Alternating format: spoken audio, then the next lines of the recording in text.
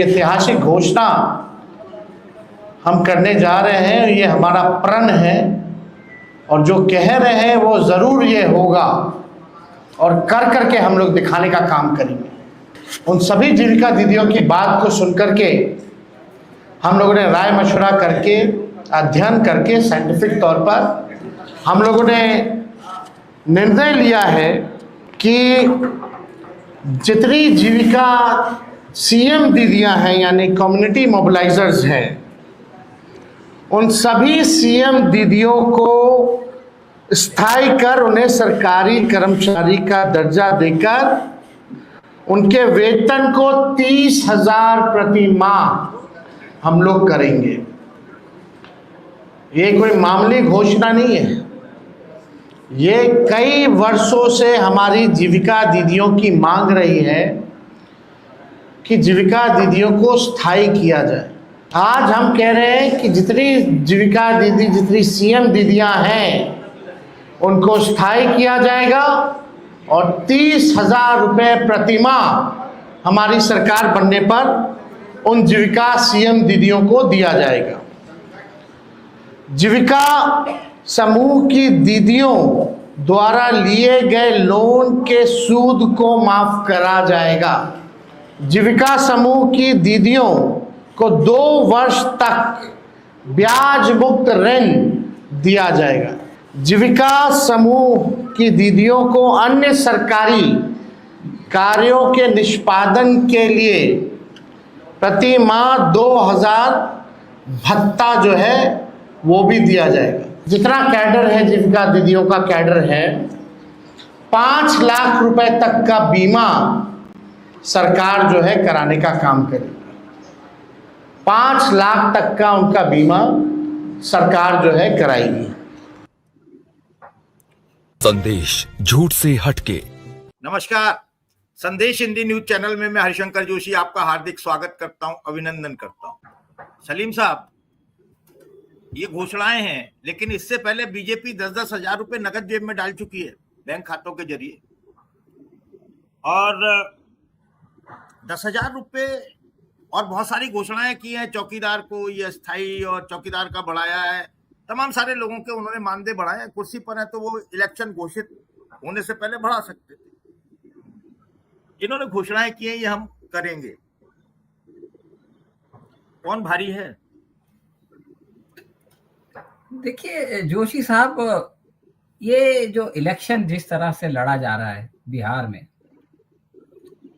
उसमें 2 चीज होती है जो जनता को प्रभावित करती है।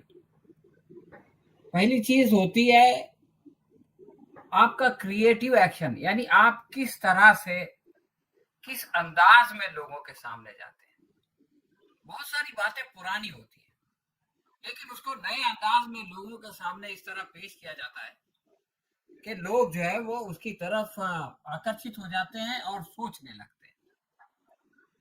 और दूसरी चीज होती है, क्रिकेट में आमतौर से उसका इस्तेमाल होता है टाइमिंग, यानी जब आप सही वक्त पे गेंद को बल्ले की सही जगह पे मारे तो गेंद जो है वो तीर की तरह बाउंड्री की तरफ जाती है। उसको टाइमिंग कहते हैं, यानी कम से कम आपकी मेहनत होती है, लेकिन गेंद के ऊपर उसका जो प्रभाव पड़ता है वो ज्यादा से ज्यादा होता है। अजहरुद्दीन के बारे में कहा जाता था कि वो कलाई से खेलता है, वो बल्ला जोर से घुमाता नहीं, लेकिन वो सही जगह पे गेंद को बल्ले पे लेके उसको बाउंड्री की तरफ भेज देता है और कोई फील्डर उसको रोक नहीं पाता। तो ये जो बिहार का चुनाव है ना, एक जमाने में बीजेपी वाले ये करते थे, इस तरह से चुनाव लड़ते थे कि वो जो है वो अपने विरोधियों की सारे दांव जो है वो फेल कर दिया करते थे। कुछ ऐसा शोषा छोड़ते थे कि वो सारा जो माहौल लोगों ने बनाया हुआ है उसकी हवा निकल जाती थी, और ऐसे वक्त में करते थे कि वो लोग डैमेज कंट्रोल भी नहीं कर पाते थे। बिहार में रिवर्स हो रहा है। बिहार में इन्होंने SIR लाया तो उसके जवाब में वोट चोर गद्दी चोर छा गया। घुसपैठिया आया तो बाहरी और बिहारी की लड़ाई छा गई। अब ये 10-10 हजार रुपए लेके आए देखिए 10-10 हजार रुपए के बारे में आप ये समझिए कि इस दौरान लोगों को ये बात समझाई गई कि देखो भैया, ये जो पैसा आपको दिया गया है ये कोई तोहफा नहीं है, ये दिवाली गिफ्ट नहीं है, ये कर्ज है।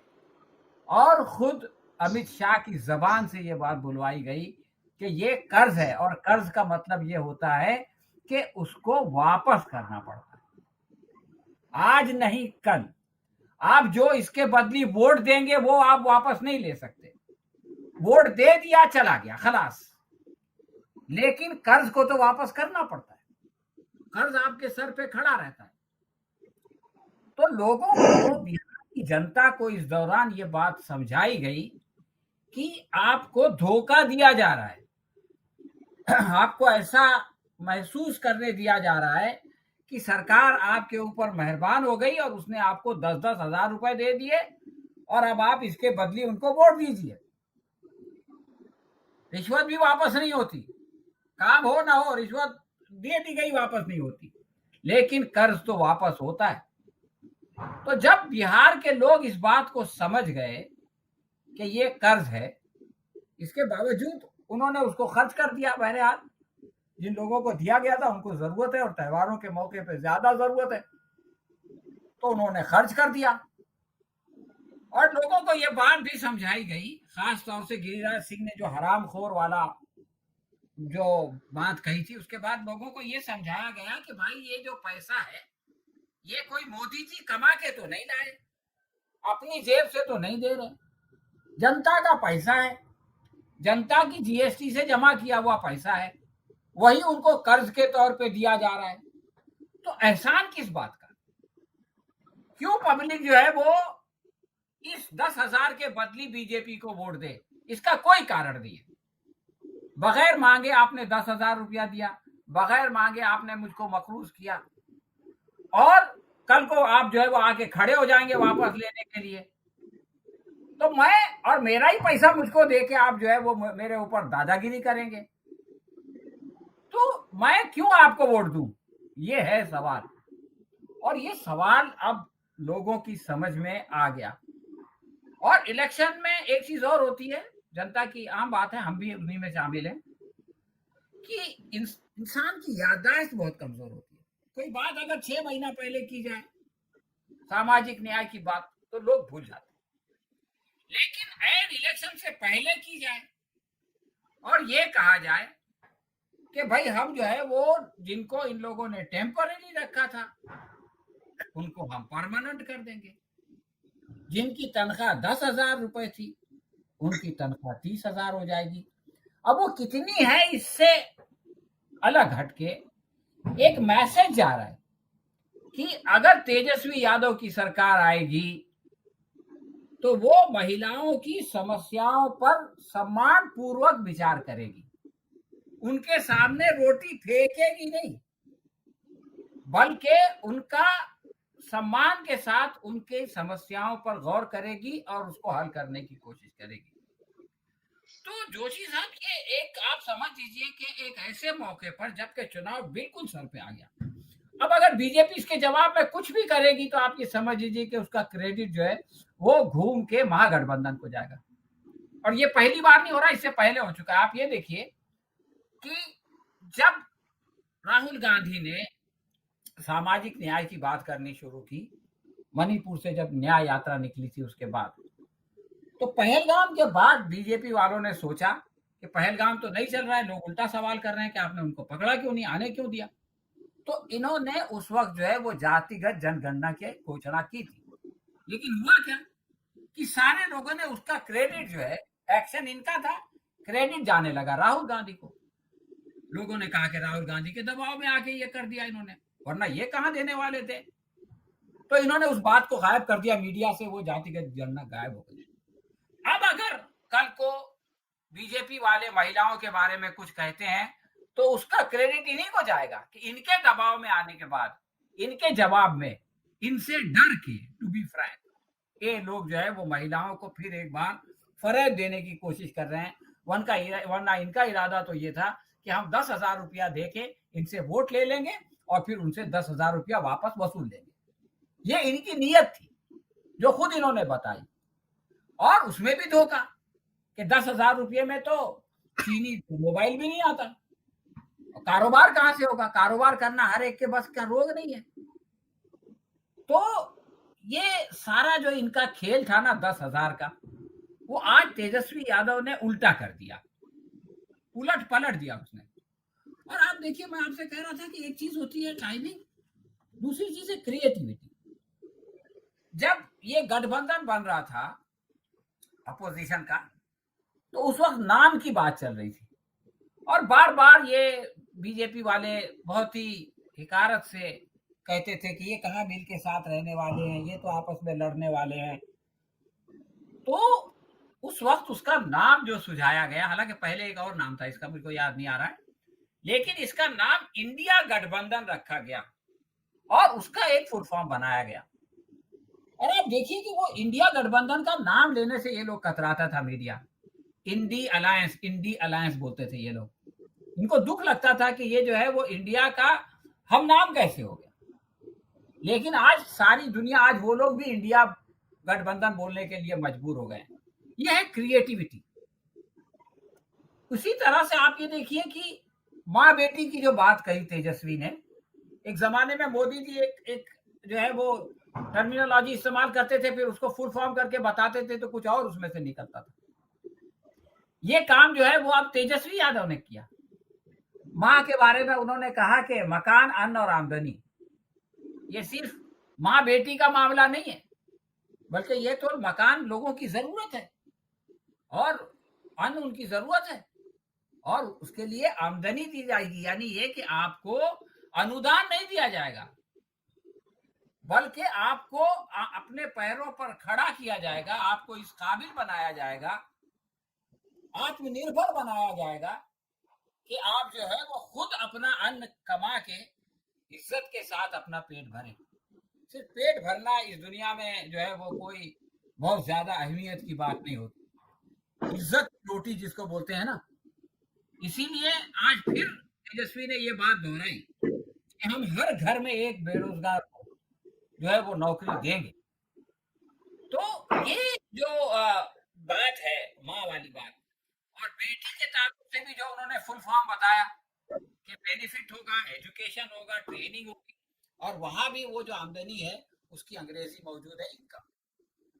यानी जिस बात को फोकस किया जा रहा है वो ये कि अब जो है वो हम लोग रेवड़ियां नहीं बांटेंगे। आप रेवड़ी की मुखालिफत करते थे और रेवड़ी बांटने लगे मजबूरन, लेकिन हम जो है वो रेवड़ी नहीं बांटेंगे। हम आपको इस काबिल बनाएंगे कि आप जो है वो अपने खुद अपनी मेहनत से कमाई कर सकें। तो ये जो बीजेपी ने किया इससे पहले, जिस तरह से चुनाव को प्रभावित करने की कोशिश की, उस पर मैं एक शेर सुनाना चाहता हूं और उसके बाद जो हुआ जनता का रिएक्शन, उस पर एक दूसरा शेर सुनाऊंगा। शेर ये है कि सस्ती शोहरत हासिल करने कूचों में चौबारों में, सस्ती शोहरत हासिल करने कूचों में चौबारों में, खोटे सिक्के उछले उछले फिरते हैं बाजारों में। तो ये जो 10,000 वाला था ना, जो कर्ज था जिसको कि तोहफा बना के पेश किया गया, ये दरअसल खोटा सिक्का था और वो जो है वो बाजारों में उछलता फिर रहा था ताकि लोगों को जो है वो अपना वोटर उनके मतों पर जो है वो डाका डाल सके। और इसके जवाब में जो बिहार की जनता कह रही है, इसी गजल का शेर है, भूखी नंगी जनता कब तक पेट का ढोल बजाएगी। यानी वो भूखी होगी तो आप उसके सामने जो है वो 5 किलो अनाज देंगे, फिर वो भूखी होगी, पेट पे हाथ रख के आएगी तो फिर आप 5 किलो अनाज देंगे। जिंदगी भर उनको आप अपना मोहताज रखेंगे ताकि अपने एहसान जता के, मैं वो समझता हूँ ये भारत की जनता के खिलाफ सबसे बड़ी साजिश है। और चुनाव के बाद कहा जाता है कि लाभार्थी लोगों ने जो है वो हमको जिता दिया। अरे भाई, आप लोगों को मजबूरी में, ठीक है कोरोना आ गया, उस वक्त आपने मदद की, लेकिन उसके बाद भी लोग आपके मोहताज ही रहे। ये कौन सी जो है वो आर्थिक नीति है भाई, लोगों को अपना मोहताज रखने की। तो शायर कहता है खुसरो नाम का शायर है, फिरोज नाती खुसरो। भूखी नंगी जनता कब तक पेट का ढोल बजाएगी, बोलो बाबू कुछ तो बोलो, क्या रखा है नारों में। तो इन नारों से, भारतीय जनता पार्टी के इन घोषणाओं से पिछले 11 साल में जो है वो देशव्यापी सतह पर और पिछले 20 साल में बिहार के अंदर अब जनता जो है वो बेजार हो चुकी है, उसके सब्र का पैमाना लबरेज हो चुका है। लेकिन ये जो जनता की जो रोष होता है अंदर, उसको वोट में परिवर्तन करना, वो एक कला है। और मुझको ऐसा लगता है कि शायद जो भारत के विरोधी पक्ष हैं, वो उस कला में थोड़े से कम पड़ रहे थे। वो लोगों के सरकार के खिलाफ जिस गमो गुस्सा, जिसको कि अंग्रेजी में बहुत कॉमन टर्मिनोलॉजी है एंटी इंक्यूबेंसी, वो एंटी इंक्यूबेंसी को कैपिटलाइज करने की क्षमता उन्होंने खो दी थी। लेकिन बिहार का चुनाव ये बता रहा है, बल्कि पिछला लोकसभा का चुनाव ने भी ये बात बताई कि इनके अंदर ये क्षमता आई, जिसकी वजह से ये लोग जो है वो बैसाखियों पे खड़े हैं, जिसकी वजह से ये 240 पे उतरे। और बिहार के चुनाव में तो इन्होंने क्लियरली जो है वो कैंपेनिंग में एनडीए को हरा दिया, एनडीए से आगे निकल गए। जो कमी रह गई थी वो आज जो तेजस्वी यादव की क्लिप आपने दिखाई, उससे साफ जाहिर होता है कि उस कमी को तेजस्वी यादव ने पूरी कर दी। और मैं समझता हूं कि अब ये लोग बौखलाहट में कौन सी गलती करेंगे ये मैं नहीं जानता, लेकिन मुझको विश्वास है कि ये जो भी गलती करेंगे, महागठबंधन उसका उपयोग करने में कामयाब होगा। शुक्रिया।